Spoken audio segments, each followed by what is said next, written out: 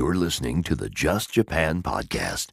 Everything you want to know about Japan.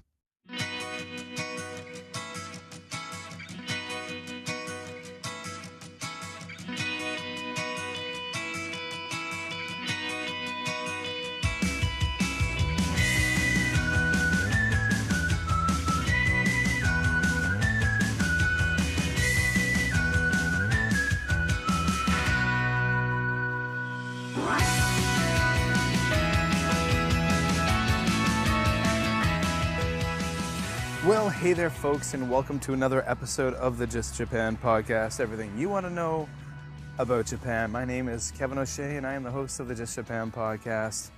That's right, a podcast that's all about Japan, all things Japan. We talk about culture, we talk about working here, living here, this and that, a little bit of everything. Okay, so I am a Canadian who actually lives and works currently in Beijing, China, but up until recently, I called Kobe, Japan home for almost 10 years. And just a couple of months ago, actually even less than that, my family and I moved from Kobe to Beijing for work purposes. And here we are. But never fear, the Just Japan podcast continues. After a hiatus, getting settled in, that whole period, we came back last week with the big bang. Episode number 166 of the podcast, we talked to Tom from hbig Kansai. That famous Twitter feed, or very well-liked Twitter feed, that talks to you all about things Kansai related. Talks about travel, culture, all kinds of cool things. So if you haven't heard episode 166, last week's episode of the Just Japan podcast, go check it out now. Now this week, new episode, new topic, very awesome, very exciting, as usual. So this week, I'm very happy to have first-time guest Craig Atkinson come on the Just Japan podcast to talk about being a writer in Tokyo, life in Tokyo, and creating his own zine in Tokyo. Now, a lot of you people, if you're a bit younger than me, you might not be sure what a zine is. Well, have no fear. You're going to find out in this week's episode of the Just Japan podcast. All right, folks. Well, this week I've been very busy. I've been busy every week with work. It's how shall I say? It's a very involved thing I do. So I'm an international school teacher, as you guys know. In Japan, I worked at an international school for quite a long time, but that was a bilingual school model, which actually meant that each class had two homeroom teachers, myself, the English homeroom teacher, and a Japanese homeroom teacher. And the day was divided between the two of us. Now, because of the fact that the majority, if not all of the students at my school were Japanese, and a lot of the parents couldn't communicate in English, at least very well, the Japanese teachers were often tasked with dealing with a lot of the parent communication. And it being Japan, that often comes a lot more complicated than it would in other cultures.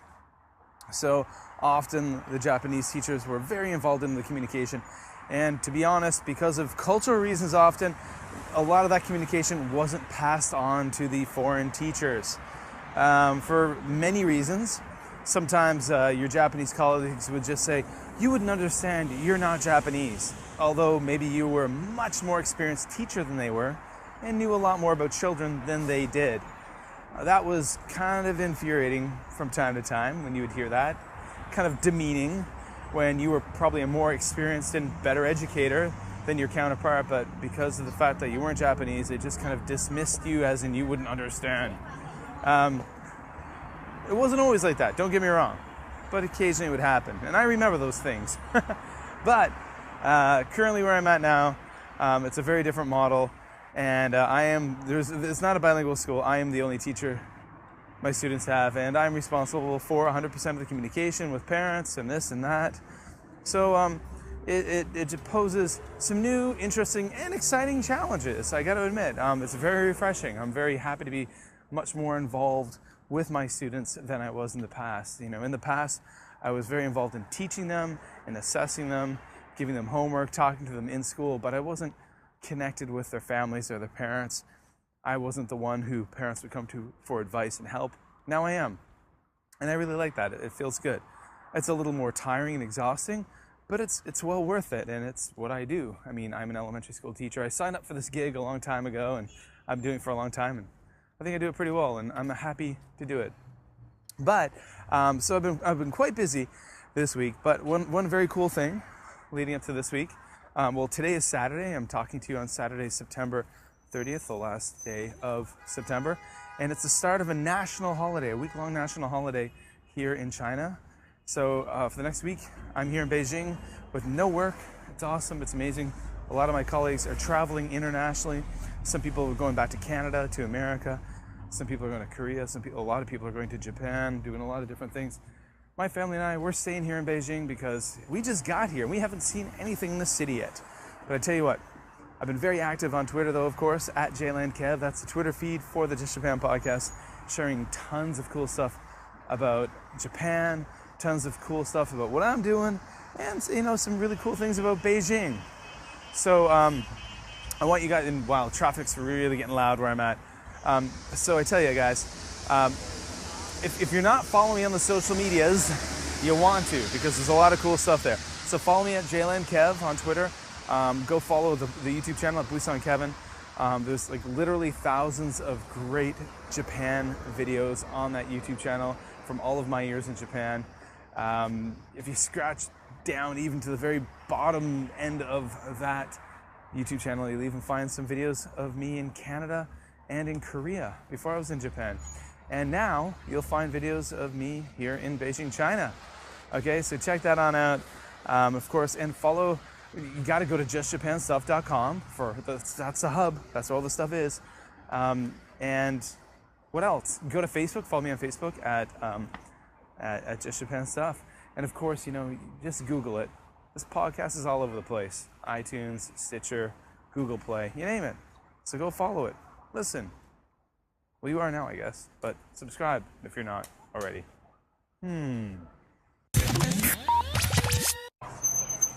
All right, folks, you can hear lots of colorful sounds of downtown Beijing behind me as I do my walking, talking podcast recording. By the way, still waiting on our big shipment of 25 boxes of awesome to come from Kobe, Japan, here to Beijing. Again, as I'm recording this, it's September the 30th. As you're getting this, probably October 1st or 2nd. Probably 2 weeks after that, our stuff will arrive. It's going to be like an early Christmas. My wife's sewing machines will be there. If you guys don't know, my wife is an avid clothing maker, She makes children's clothing, handmade stuff. Amazing. Before we decided to leave Japan, she was actually getting set to open an online store. She was preparing a lot of stock, making a lot of clothing designs, patterns, making the clothes, and we were going to be opening an online shop. Then this employment opportunity in Beijing came up. We decided to jump for it, go for it. But her sewing machines are coming. A lot of, we made big promises to the kids. I mean, they were so happy, obviously, in Kobe, Japan, that with their lives, with their elementary school, with their kindergarten, that we basically made the deal with them. If we're going to uproot you guys and bring you here to China, we're going to make sure that you're comfortable. You've got tons of your toys, your special things that you guys love. So a lot of those things are coming. And my microphones, my Blue Snowball and Blue Yeti that I don't have now, they're going to be coming. So I can't wait to have some better equipment.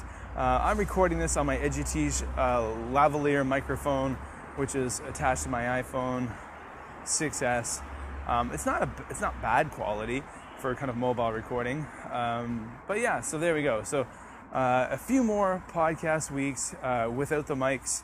But hey, it's all about the content, right, guys? It's all about the content. You guys are getting great content, so I know you're happy.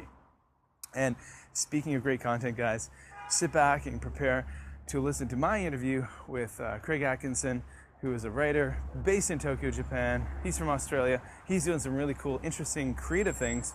When I think of what he's doing, it really makes me think of the fact that he's a writer and kind of like an artist at the same time. It's really neat what he's doing with the zines. So sit back and find out more. Please hang up and try again. All right, folks, it's episode number 167 of the Just Japan podcast. And tonight we're going to be talking about writing in Japan and making zines in Japan.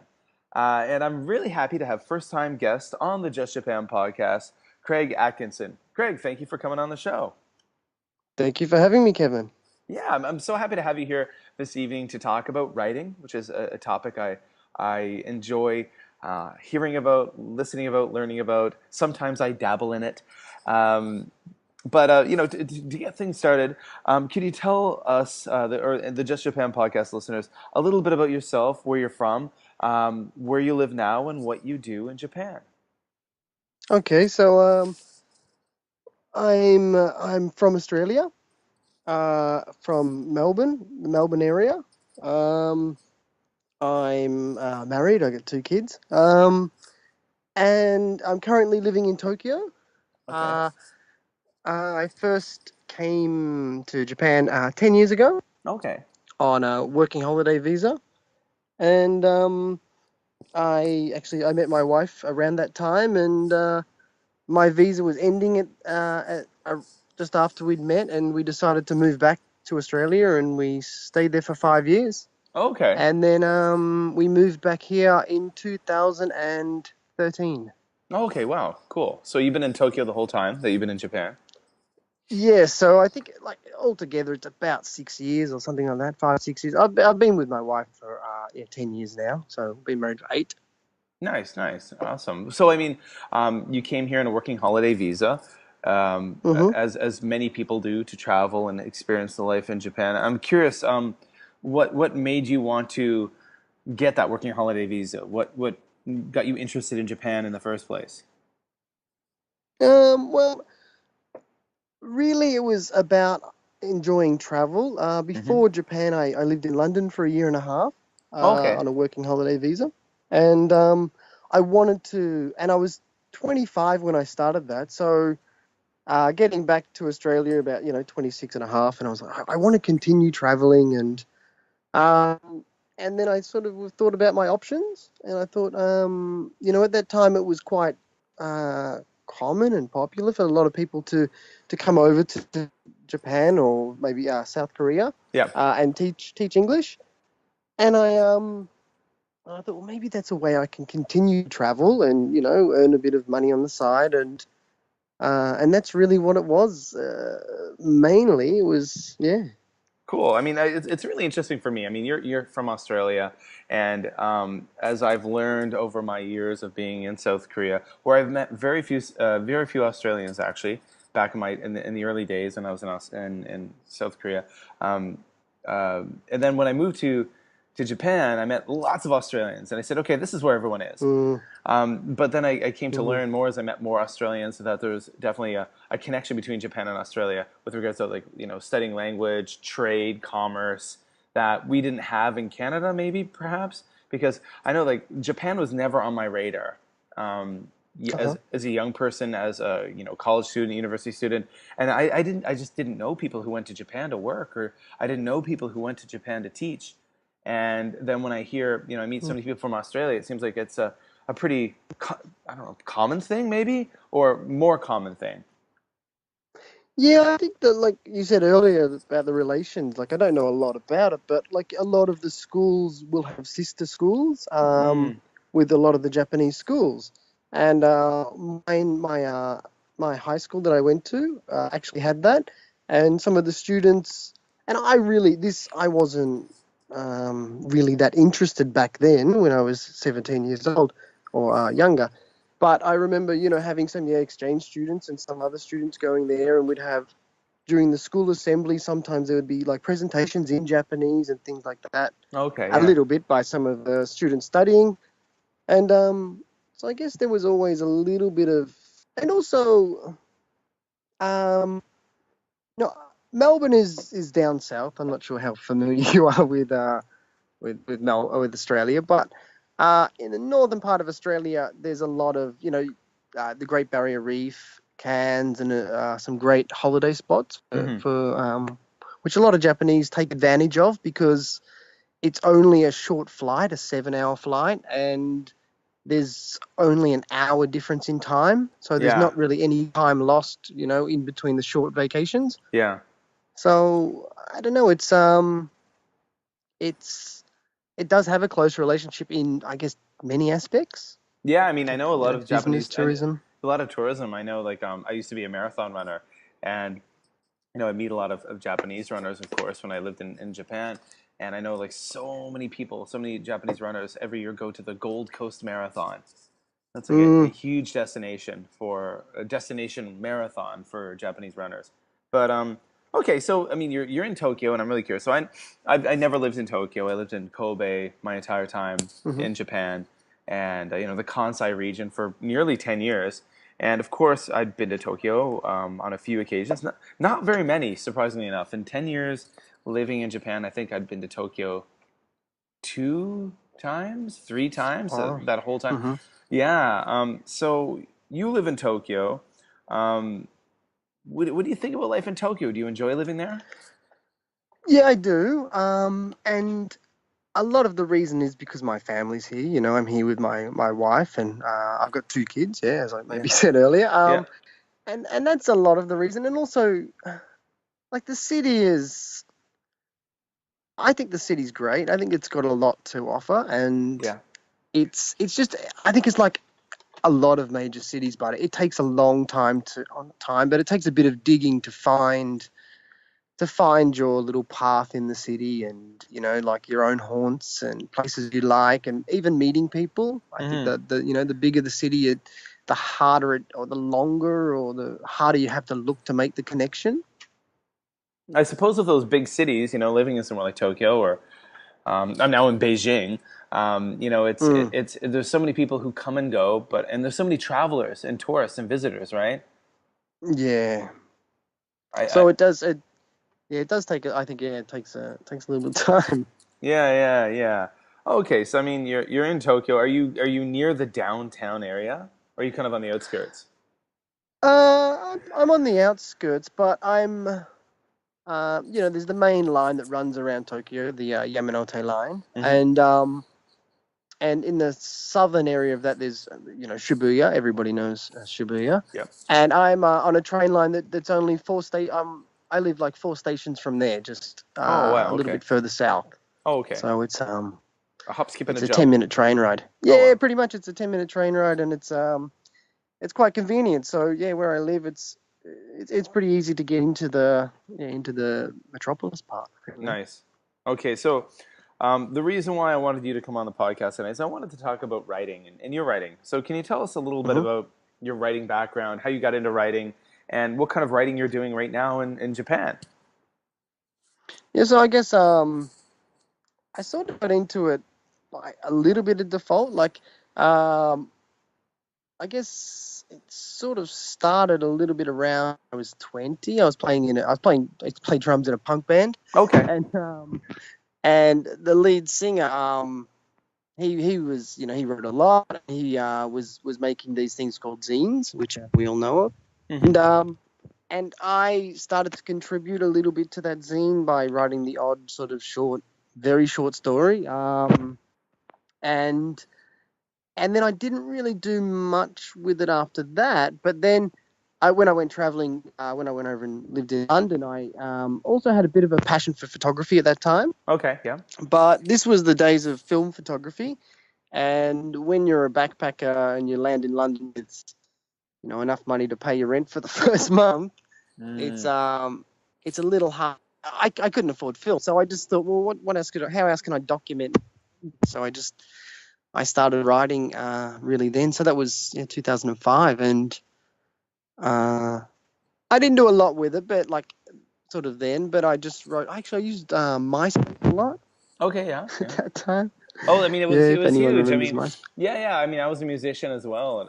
Ironically enough, I was a drummer, and I played in in bands at that time. I would have been living in Korea, 2005 or so, and I Mm-hmm. was playing in bands. And the reason why, actually, I think I used to joke around. The only reason why I had a MySpace site was because my band had one, and it was the only way to access the schedule. Where am I playing tomorrow night? Where am I playing on Sunday? Where am I playing on Friday? Yeah. Yeah, yeah, yeah. Yeah, So, well, mine ended up being that a lot of my friends back home, I like that was the only way we could really communicate. Like, not really many of them would sit down and write an email, and it was just a way to communicate. And then also I used it as a way to I guess write like short stories or blogs sort of then. yeah. So yeah, I really got into it, and I was into it for maybe a couple of years, and then I remember actually just as sort of a side note when I came to Japan, I was still on MySpace, and all my friends had disappeared, and I'm like, why aren't you guys on MySpace anymore? And they're like, oh, we're on this new thing called Facebook. Oh yeah, yes, of So I course. had to set up a Facebook page then. Yeah. Yeah. MySpace But just with disappeared so quickly. with the writing, so that's when it sort of started. I guess it started back then, and then living in Japan, I continued to write. And then when MySpace went away, I didn't really have a place to post it or anything. But I picked it back up again when I moved back here in just a few years ago, in 2013. Yeah. So I had a few years off writing. When I went back home, I guess I was busy trying to start a life with my new girlfriend slash wife. Yep. And yeah, coming back here gave me the space and the time to pursue the passion. Cool. So I mean, like once you got back here and you started writing, what type of writing were you doing? Were you writing kind of travel stories, travel blogs? Were you writing fictional things? What were you kind of getting into when you first jumped back into it? A lot of it, I guess, is stream of consciousness. Okay. I am hugely influenced by uh,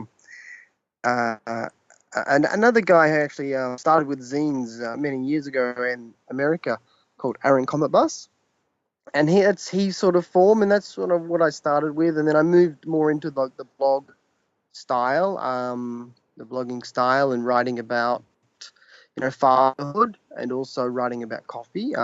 It's another one of my little hobby slash passions, and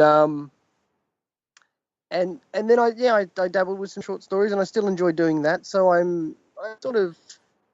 I guess I sort of go between a few of the sort of, I guess, traditional style blogs, also a little bit of short stories, some short stories, and sort of stream of consciousness. I guess that would be the best way Cool. to describe it. Yeah. No, okay. Now the term has come up a few times. I'm of an age where I know what a zine is, but there are Mm-hmm. probably there's a lot of people who listen to the Just Japan podcast who are in high school, they're in university. They've got aspirations of coming to Japan someday to work Mm-hmm. or to live, to travel. They might not be familiar with what a zine is. Can you give us a little definition or example, or tell us a little bit about what is a zine? Well, a zine is, I guess, basically a DIY. DIY. DIY. Well, originally it comes from the word fanzine, so it's shortened from fanzine, Hmm. and that started in, I think, maybe the 30s with science fiction writers. They Hmm. started doing little fanzines, and they would make them at home. They would type them up on their typewriter, and it would be stories or things like that, and then they would hand them around to their friends. And Mm. then it would be also maybe like subcultured, so it might be, the sci-fi or the horror and things like that, and yeah, they would, they would type them up and hand them out, and then they they sort of died down a little bit, and I think in about the 70s, 80s, in the punk scene, Yeah. they started to come back, and that's when they came back, and people would do scene reports, or they would just talk about maybe different bands that were playing, and then it sort of got a bit like into poetry, things like that, and then now zines are. A lot of them are DIY. A lot of them are just printed at, printed at Kinko's or even through Kinko's or something like that. But then also there's a lot of photo zines now. Illustrators are loving zines. So illustrators it's a way to show their work. So it's a handmade book, basically. Mm. Yeah. Illustrators, writers, photographers, yeah, everyone who's creative. It's giving them a chance to produce their own work and get it out there to share with their friends and share with people who are interested. Yeah. So okay. I mean, now with regards to, like, you mentioned that you first got into writing when you were younger, and playing in bands. You were writing, or helping write or contribute to zines in those days. How would you distribute those zines in, back when you were playing in punk bands? Would you bring them to shows? Would you hand them out at school? What would you do? Yeah, both of them nearly. When we did start in the band, we were I was in my final year of high school, and the other guys were in their like year 11. They were in their second last year of high school, and and yeah, so we would hand them out at schools and also at shows. So they were still underage when we started playing our first shows, but um, yeah, we would take them to shows. We'd have a merch table, so we'd have patches we made with some calico and some spray paint, and Okay. we had our zines, we had some T-shirts, and badges. Also, we made some badges back then. Cool. Okay. So, the reason one of the main reasons I wanted to have you on this evening was to talk about a new project that you have as a writer. You've created your own zine recently that you're Yes, I have. Yes. distributing in Tokyo. So, and to people who live abroad from or who don't live in Tokyo via mail. Could you tell us about this zine that you're producing now? So I've thought about it for a while, wanting to do one. That being about or something like that, and I remember mentioning it to a friend, and they said, "Yeah, that sounds like a great idea." And then I didn't do anything with that idea for a little while, and then I I wanted to do, basically my thinking was taking my blog offline. Um, I think there's like I try and support other writers and photographers and artists and such, and I think on social media and that, all you can really do is you can some of the things you can do is you can like, you can share. Yeah. Some people have a Patreon which you can donate to, and that's all you can really do. Of course, the Patreon is a fantastic way, but not everyone has that. Most people just, they'll take a photo and they'll share it on one of the social medias, and then that's as far as it goes. And I was happy enough with that with my blog, but I also wanted to produce something and give if someone wanted to support me, I wanted to give them something back, something physical, Yeah. Okay. in the form of basically a zine. And it was so that was basically the thinking behind it. It was a way I can mix some of my enjoyment of photography, Hmm. of like as a hobby photography, and my writing, and produce an artwork, and also send it around the world. So like you said, I've sent a few over to the US. I've sent some back to Australia.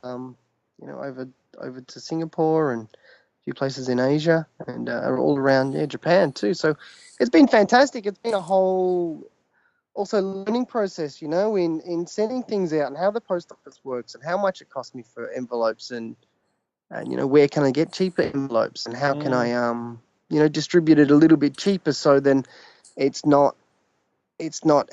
doesn't end up costing me money, when I'm trying to just produce something. So Okay. it's So when did you first publish or produce your first issue?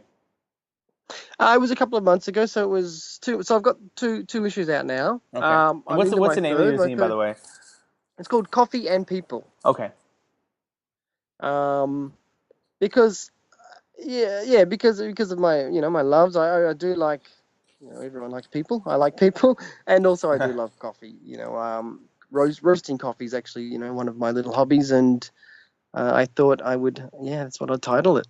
Okay. So, in Coffee and People, if someone picked up a copy of your zine, Coffee and People, what could they expect to find inside? They would. So the first issue is a story about when I lived in London. But it starts off coffee related. It's a story that goes back to quite a serious thing that happened when I lived in London. And then Okay. the second issue is a little bit just talking about me a little bit, and giving it just a little bit of insight into my life when I was a little bit younger. Okay. Cool. So I'm curious then. Um, how do you produce, like physically? How do you produce your zine? So how? Well, I mean, let's. Is there a digital layout that it begins with, and then it Um, becomes a physical thing? So how? What is the process? Well, the process is so the story I write some of it on my phone, some of it on my iPad. I just use like a Word app, and um, and I've actually adjusted the margin so when I print it, it works out the perfect size for the little zine. So all I have to do is cut the length of the page. Mm-hmm. So the zine's quite, it's a smaller style book, so it's not like a typical, A4 size book or anything like that. It's quite smaller. So I've narrowed them. I've brought the margins right in. Okay. So I write, on my phone on the way to work, things like that. And then on my iPad, till all hours of the night, and then when that process is done, like when I'm sort of happy, I usually pass it on to someone to edit for me, Yeah. get them to look over. I've got a couple of people that I use, and then I select a photo that I want to use that will go well with the story for the cover. Mm-hmm. And then I print that off at a local, like a local photo printing shop.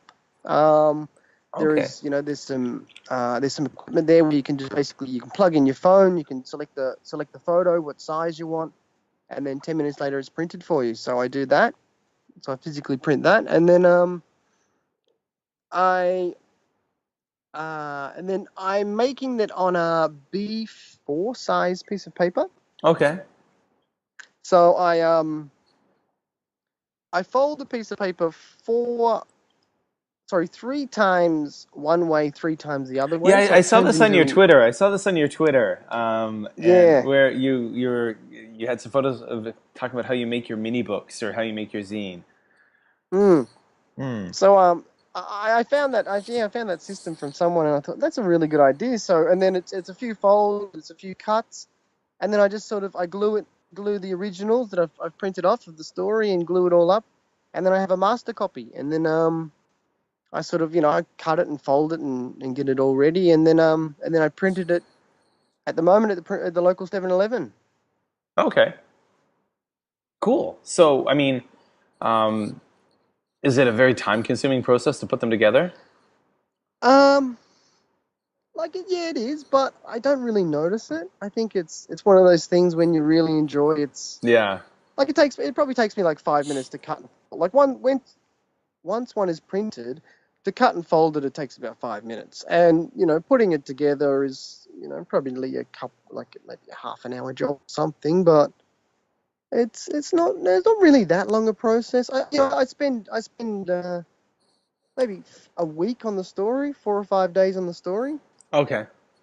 So that's the main, that's of course the nuts and bolts for my zine. Hmm. Um, I want the story to be as best as possible, and I'll work on it for maybe 4 days by myself, and then I'll send it off, or maybe 5 days, and then send it to someone. And go, okay, what do you think? And where could I go with this, or what should I do with it?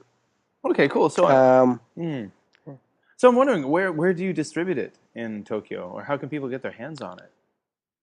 well, I'm looking at a few at some of my options for zine shops. There's a few zine shops actually here in Tokyo, and the more I'm talking about it and talking to people about it, the more I'm discovering.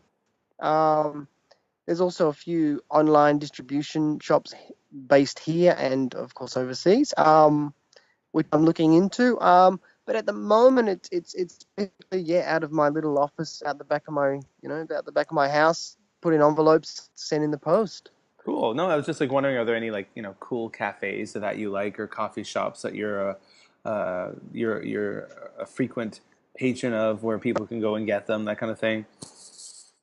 Well, not as of yet. Actually, my local coffee shop used to have a little table with some flyers and things, and then the moment I made the first copy of the zine, I went there and it was gone. The table was gone. So Oh no. Okay. uh, I am looking around, but I did drop a few off at I did actually leave some at a place called a place in Shibuya, a little cafe in Shibuya. I left a couple of copies there, and I hope to make that a regular thing, or as often as I can get there, drop off a few more. But Cool. um, but as soon as I do get a permanent place, it will be on my Twitter, and people will be finding out about it. Yeah, yeah, cool, cool. So, I mean, I'm curious as far as like the expat writing community in Tokyo. Like I've had on I've had on my podcast a few writers in the past. You know, Bai McNeil's been on a few times, and I know Mm-hmm. he's done readings in Tokyo, and he's gone to different like writers' workshops in different parts of the country and this and that. Sadly, we've missed each other a few times, and I was in Kobe, but I'm curious. What is the kind of expat writing scene like in Tokyo? Is it easy if you're a writer? You're someone who's moving to Tokyo, or you've moved to Tokyo and you're interested in writing, to get out there and meet some other kind of like-minded writers or creative types? Yeah, I think it is. I think there are a few events going on, a few monthly events, a couple of writing meetups and things like that. There's also, depending on what type of writing you do, like if you are more focused on blogs or you're more focused on, short stories or novels and things like that. There are a few things like that. There's an art book fair, coming up next month, October, Okay. and also Japan Writers Conference is coming up on the 8th of October. So there are a couple. So that's a bigger event, whereas the art book fair is quite large, but it's of course I think it's aimed at a different sort of community. Mm. But like I would say through social media, like that's the way I've found a lot of people here in Tokyo. Before coming to Tokyo, I wasn't really on like Twitter, for example. Yeah. I was on the other ones, but I found I don't know if it's maybe expats or if it's the big city, but Twitter is quite a great place here in Tokyo to find people. I think it's like that And everywhere. find like-minded. Yeah, I guess it is. I like I said, I didn't use it before Tokyo, so it's I can't really I can't really talk about those other places. But so how is it? How's it work for you? Well, I mean, Twitter. I mean, people often ask me. They're like, "How do you find these people?" I mean, I was having this conversation just today, Mm-hmm. with some different coworkers, because I have two Twitter accounts. I've got one that's Mm-hmm. kind of a newish one, that's just kind of a professional working one, where it's basically just about teaching and education. Mm-hmm. And then I have my main account, my at JlandKev account, which is all about all things Japanese, Japan, but it's also about like tech stuff, science stuff, just stuff that interests me. Um, Yeah. and to be honest, that's how I found pretty much almost every guest I've ever had on the podcast. I found them through Twitter. Yeah. There's a lot of me searching for Yeah. hashtags, searching through people, just stumbling across people, and like just spending a lot of time kind of interacting with people. And then I find people who I think are interesting, and then I approach them and I say, "Do you want to come on my podcast?" And if Yeah. they don't know what it is, then I kind of like fill them in on more what it is. And a lot of people who've been on my podcast didn't even know what a podcast was. Wow. So I'd have to say it's kind of like a radio show, but it's like an on-demand thing, Mhm. but yeah. So I mean, I think it's an absolutely invaluable tool for what I do here, because Yeah. I get to meet so many people through it. So I guess that's kind of the, how shall I say, the unglamorous part of podcasting, the kind of producer work of Mm. hunting down people, kind of trying to find people that would be on the show, that could be on the show, that could be interesting, and approaching them and seeing if they would be. And I of course sometimes have people who, with open arms come running at me saying, "Yes, I want to be in your show." I've had people who are just like, Yeah. I'm too nervous, I'm too shy." I've had people who are just kind of flat out rude. Like, Wow. yeah, and that there's a surprising one. In the past, I've had some people who, and again, it surprised me because the Just Japan podcast now has quite a large audience, and I've Mm-hmm. had people who are writers who are trying to, they've just written a book and they're trying to sell a book, and I say, "Do you want to come on my podcast and talk about it?" And there's literally thousands of listeners who are interested in Japan stuff, and I've had people Mm. say like, "No, I'm too busy." I'm like, "Okay, Wow. all right, well, there you go. Wow. That's not how you should promote yourself." Yeah. Yeah, No. No. no, Not at all. but I mean, at the end of the day, and I've had people who are, who I think are kind of out of my league, who've approached me and said, "Hey, I would like to be on your Mhm. podcast," and I've kind of went, That's "Wow, fantastic. that's neat." Yeah. Twitter has been a pretty valuable tool for me in doing this, and I think, you know, um, like you mentioned, it's a great way to get out there and well, to get out there without leaving your phone, but to meet people and network. You know? Yeah, it has been. It has definitely been for me. And it sounds like it has been for you, and I'm sure for a lot of people. And it's easier to find like-minded people, no matter what your hobby, interest, or might be. Which which has helped me immensely. I've actually, through Twitter, I've some of my closest friends here in Tokyo to date. I think Yeah. there's a lot. There's a lot that I like because I'm quite social, so I meet up with a lot of people as often as I can. Okay. And they are all pretty much all through Twitter. We'll meet for coffee during the week. In different areas of Tokyo. We'll sometimes we'll go to events. Like for a little while, I was doing some live storytelling and things like that. So we'd go to some speaking events and stuff, live storytelling events, and I heard about all of that through Twitter. So there you go, folks. There's a piece of advice we're both going to give to you. Get on Twitter if you don't. It does have a purpose. I mean, if you use it for a special way or a certain way, I mean, Twitter can be a way of just wasting your time. Or, a lot of people are like, I don't know what to do with Twitter, so I never got on it. Okay, I understand that. But if you do have a goal, if you're wanting to meet a community of people, I guarantee that if you're in a big urban area, there's going to be a community out there somewhere, and they're going to be on Twitter. Yeah. So you just got to search around for it, and you can meet those people. Yeah, and also it's going back to the zine, it's been great for that. It's helped like let people aware of what I'm doing and what the zine is, and also like you said, you saw some of the photos of what I've been doing with the zine, with the folded sheets and all that sort of stuff. So it gives people a bit of an idea to follow the art at the same time and see the process and sort of. So then when it's ready and when it's due, then they're sort of like, well, okay, I want to have a look. I followed it all along. Now I want to read the story. So it's I've used it for that, and also I use it like for social reasons a lot. Yeah. I really enjoy it. Yeah, I mean, I like using Twitter just to follow the news and follow stupid stuff as well. Okay, so I'm curious, what other kind of writing have you been doing recently? I think you mentioned to me you've been doing a little bit of stuff for Metropolis magazine. Yeah, so I've been doing like a close to once a month an article for Metropolis. I'm working on an interview for them actually at the moment that I did with a local here, and also I've done a few sort of restaurant and sort of cafe reviews. I've only really recently started with them. Okay. But it's been going good, and it's I'm stepping up every time, so it's nice. And also I do a few pieces for some websites. One is based on aimed at tourists for here in Japan. Nice. Talking about food, travel, things like that. And Cool. also my own sort of blogs, writing about my coffee and things like that, and different cafes. Nice. So Cool. yeah, I try and do as much as I can. I try and keep myself busy, and and that's hence sort of some of the reason I started the blog, to just give myself a new little. Oh, sorry, the blog, the zine. Yeah. To give myself something new and something to aim for, and Cool. yeah. Cool. Well, so I'm curious. I don't want to keep you much later. It's getting late into the evening for you, sir.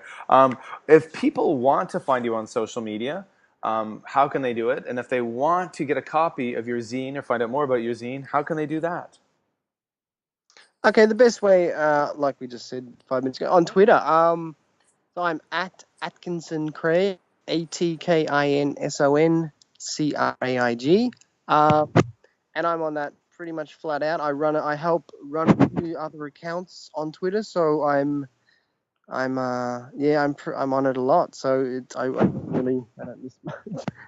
If you do say hi or something like that, and Cool. also.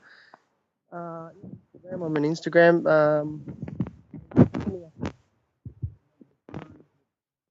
Photos and things like that. But that's Twitter the best.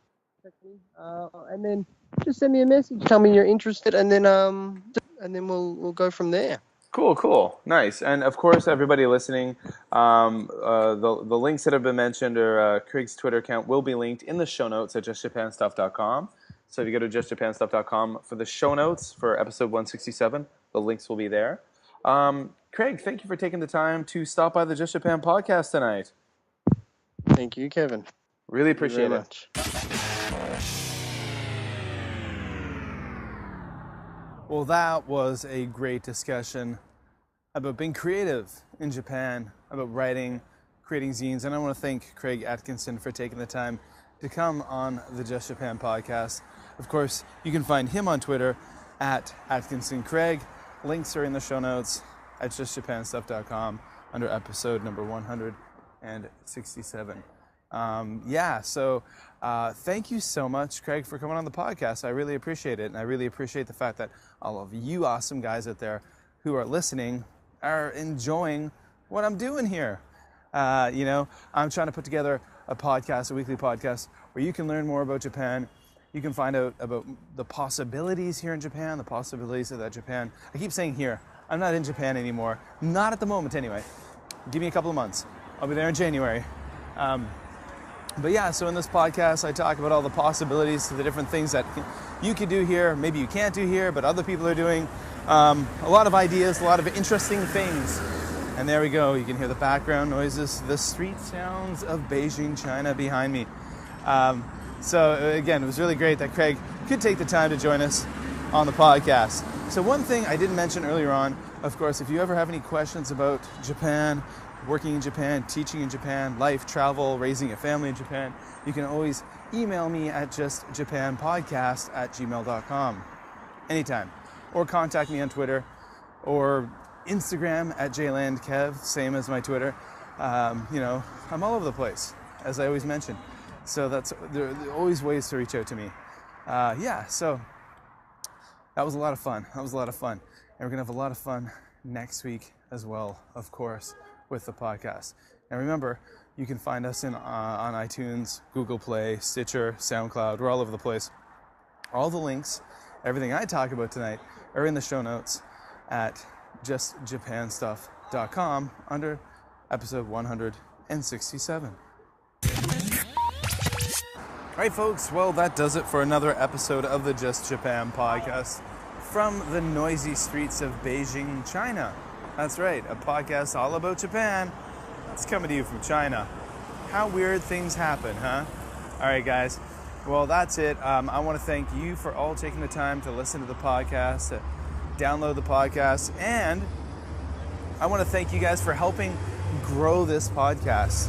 Now, how can you grow the podcast? You can do that very easily by sharing it on your social media. When links come out on Twitter, please retweet them or share them on your Twitter, on your Instagram, on your Facebook. When I post something about the podcast on Facebook, share it.